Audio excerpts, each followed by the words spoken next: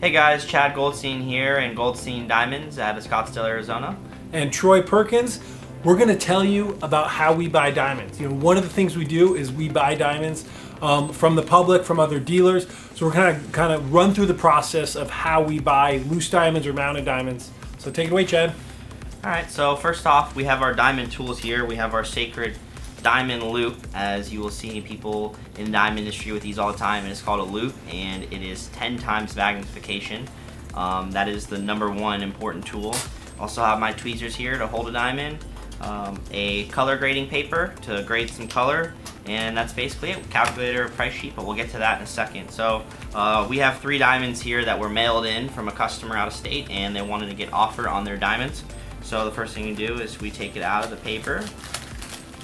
So what we do is we confirm the weight, because, you know, different scales do different. So we actually have 3 or 4 or 3 main scales here in the office. So if we think there is an issue, we do weigh it up on all the scales to just confirm it is right, which is the same as a lab reporting company like the GIA would do. Right, so he's exactly right on that, and we have already weighed this, and this weighs 2.00 carats. So as you can see, take the diamond out of the paper, pick it up with my tweezers, you can see, hold it. Then first thing I'll do is I'm going to put it in the color paper, and you grade color from the pavilion of the diamond. The pavilion is the back, and we have an idea of what color it is. And we always usually have more than one opinion, as colors range, and it just always helps to have more than one opinion. So, and so we try and pass around the office between Chad and I, and then David as well. You know, we get our best guess. You know, different light. We also clean the stone. This stone's already been cleaned, but that's something that we do. Is we have a cloth. Ours have a big fancy cat on it. If you know what we're talking about, then if you don't, sorry, go check out the cat ads. But okay, so here we have graded this as an eye color diamond. So we have a consensus that this is an eye. So after we grade the color, we pick the diamond back up, take my handy dandy loop, inspect the diamond for inclusions and blemishes to get a clarity grade as accurate as possible. Okay. And with the clarity grade, he's rocking it back and forth to kind of see if there's any inclusions, you can see them as you rock it back and forth. You know, with the loop, you get the best turn, as you see here. So now we're gonna get Troy's opinion on his clarity, and we make it fun. So I don't come out and say what I think it is. I let him do it. I let him get his clarity grade first, yeah. And we'll say at the same time to try to agree on what we think the diamond is. And sometimes when we get the price, we'll write down the clarity grade and then kind of like rock paper scissors, do the same at the same time, so we get what's going on.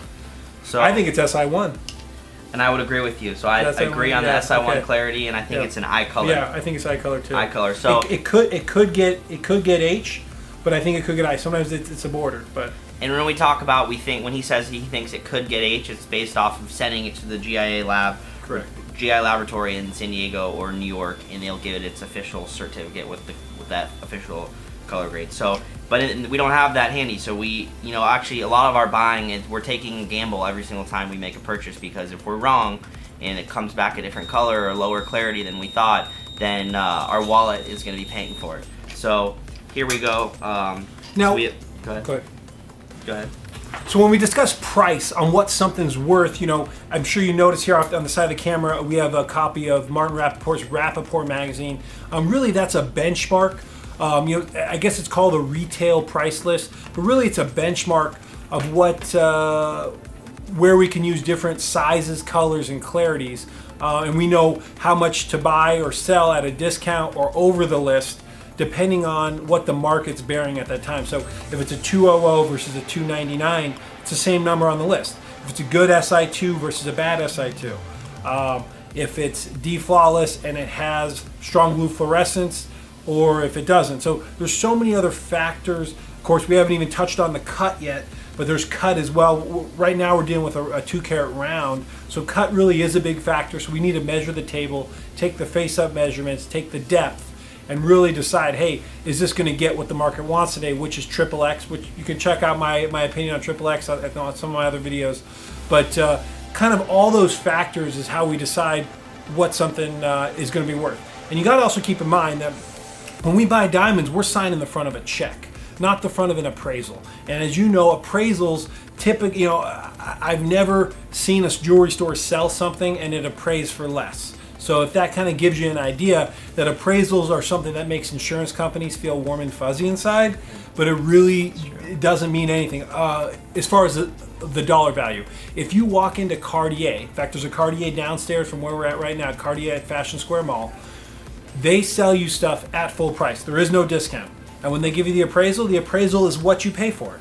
And really that makes the most sense, because what something's worth is what someone would be willing to pay for it, and you just willingly pay for it. So that's why, again, we can talk about appraisal at another time, so check out our other videos. One thing I want to touch back on that Troy mentioned was a good SI1 and a good SI2, and that's really where our diamond expertise comes in. We are both graduate gemologists. We took the course in San Diego, or Carlsbad, California, and it took about 9 months to get there. And so anyways, it took me 9 years, but so I went slow. The good SI1 and the good SI2, the reason why is because clarity and color grades, they're ranges. So you're never going to have the exact same diamond. Every single diamond is different. So one diamond can have, when he says a good SI1 and a good, let's say we have two diamonds next to each other, they're both SI2s. One has a black crystal inclusion, dead smack in the center of the diamond, visible to the naked eye. That's a bad SI2. Yet on paper, it still reads SI2. While where our expertise comes in is we're gonna look to buy things such as good SI2s, where it's a white inclusion and there's 2 or 3 of them, but they're on the side of the stone and not visible to the naked eye. So all these factors come into effect when buying diamonds. Well, I think that could be maybe a flaw in GIA's grading scale, or not maybe, definitely, is that for someone who's trained in diamonds, it gives you a good idea in learning what the different issues are in clarity. It actually lists on the GI report the different issues, whether it's a feather, a crystal, an extra facet, all the different things. That gives me an idea, but we have to look at the actual diamond. And so unfortunately, all the Blue Nile trolls out there think they know everything about diamonds because they research for a day online. And hey, I appreciate it. Please DM me, ask me any questions, but you can't know diamond by researching just like that. Like I said, I know it took me 9 years to get my 6-month GIA, but I did get my bachelor's in 3 years, so I have to boost myself up there. Gotta be a smart guy. 9 years. But basically, you got to look at the diamond. Yes, well said, and thank you for watching our segment. Yes, thank you for watching.